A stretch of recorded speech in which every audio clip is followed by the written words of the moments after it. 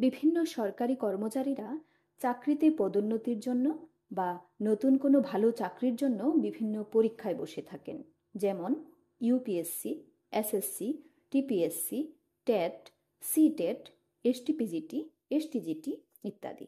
এক্ষেত্রে ক্যান্ডিডেটকে যে বিষয়টি মাথায় রাখতে হবে সেটি হলো নো অবজেকশন সার্টিফিকেট। যে কোনো পরীক্ষা বা হায়ার স্টাডিজ করতে সরকারি কর্মচারীদের অবশ্যই কর্তৃপক্ষের কাছ থেকে নো অবজেকশন সার্টিফিকেট নিতে হবে। চলুন জেনে নেওয়া যাক এনওসি পেতে কি কি করতে হবে। প্রথমেই ক্যান্ডিডেটকে পরীক্ষার ফর্মটি ফিল আপ করে নিতে হবে।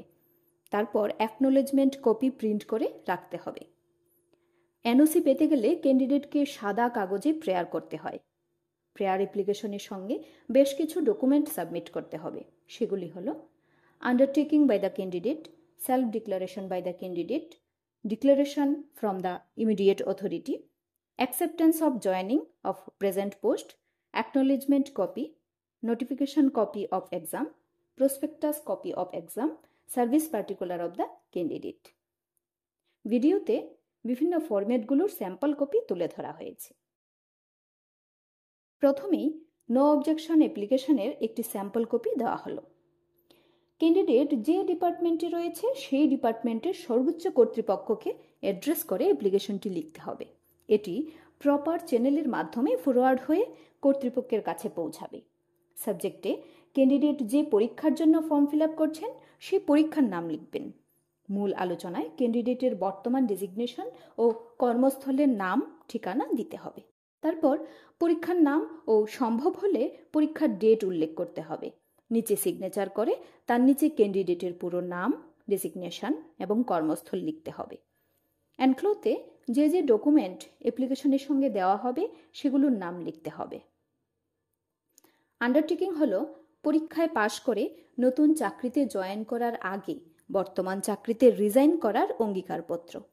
এখানে ক্যান্ডিডেটের নাম, বাবার নাম, বর্তমান ডেজিগনেশন ও কর্মস্থলের নাম উল্লেখ করতে হবে। তারপর যে পোস্টের জন্য অ্যাপ্লাই করা হচ্ছে সেই পোস্টের নাম উল্লেখ করে রিজাইন করার কথা লিখতে হবে। নিচে সিগনেচার করে নাম, বর্তমান ডেজিগনেশন ও কর্মস্থলের নাম লিখতে হবে। সেলফ ডিক্লারেশন হলো বর্তমান কর্মস্থলের দায়িত্ব ও কর্তব্যে অবহেলা না করার ঘোষণাপত্র। এখানে নাম, ডেজিগনেশন ও কর্মস্থল উল্লেখ করতে হবে। পরীক্ষার নাম উল্লেখ করে পরীক্ষার প্রস্তুতির জন্য বর্তমান কাজে কোনো অবহেলা করা হবে না এই মর্মে ক্যান্ডিডেট ডিক্লারেশন দেবেন। নিচে সিগনেচার করে নাম, ডেজিগনেশন ও কর্মস্থলের নাম লিখতে হবে। ক্যান্ডিডেটের ডিক্লারেশনকে সমর্থন করে তার অথরিটি, যেমন ক্যান্ডিডেট স্কুলের শিক্ষক যদি হন তার HM আরেকটি ডিক্লারেশন দেবেন। সেখানে ক্যান্ডিডেটের নাম, ডেজিগনেশন, কর্মস্থলের নাম, পরীক্ষার নাম উল্লেখ থাকবে। শেষে HM এর নামও উল্লেখ থাকবে। নিচে HM সিগনেচার দেবেন ও সিল দেবেন। সার্ভিস পার্টিকুলার হলো ক্যান্ডিডেট সম্পর্কিত প্রয়োজনীয় তথ্য। এটি দেবেন ক্যান্ডিডেটের সার্ভিস বুক যার কাছে জমা রয়েছে তিনি।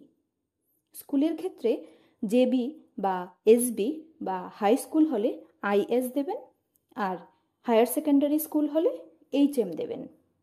অর্থাৎ যিনি DDO তিনিই দেবেন। এটি DDO এর অফিস থেকে তৈরি করা হয়ে থাকে।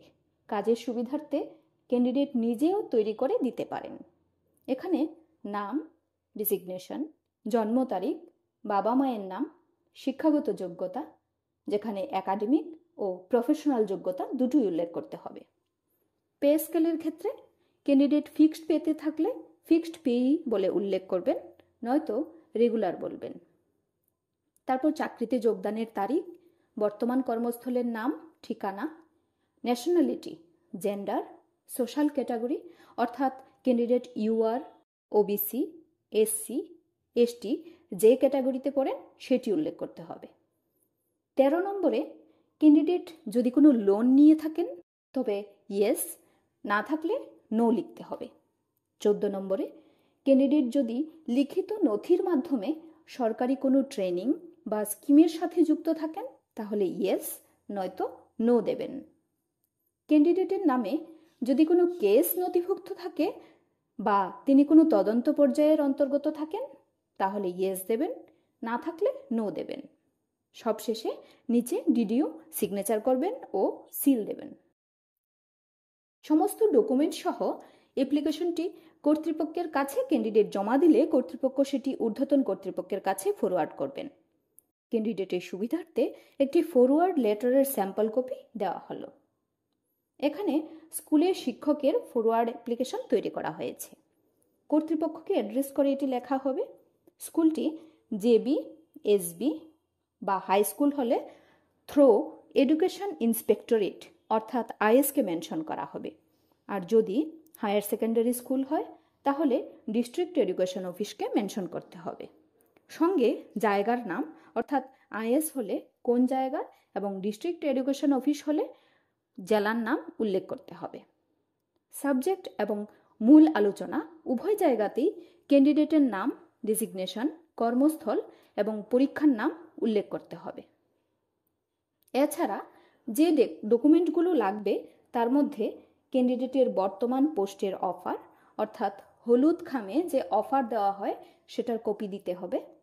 ক্যান্ডিডেটের অ্যাকসেপ্টেন্স কপির ফার্স্ট পেজ অর্থাৎ মেমো পেজ এবং ক্যান্ডিডেটের নাম যে পেজে রয়েছে এই দুটো পেজ দিতে হবে। পরীক্ষার ফর্ম ফিল আপের পর প্রাপ্ত অ্যাকনোলেজমেন্ট কপি দিতে হবে। পরীক্ষার নোটিফিকেশন এবং প্রসপেক্টাস দিতে হবে। বিশেষ লক্ষণীয়, এই পুরো সেটটি 2 কপি জমা দিতে হবে, তাই অবশ্যই 2 কপি রেডি করবেন। নিজের কাছে 1 কপি রাখতে চাইলে 3 সেট কপি রেডি করবেন। অ্যাপ্লিকেশন ফর্মে candidate's designation, present place of posting এবং যোগাযোগের নম্বর অবশ্যই থাকতে হবে। ভিডিওটি দেখার জন্য অসংখ্য ধন্যবাদ। আরও কোনো তথ্য জানতে বা জানাতে চাইলে কমেন্ট করুন এবং চ্যানেলটি সাবস্ক্রাইব করে পাশে থাকুন। ধন্যবাদ।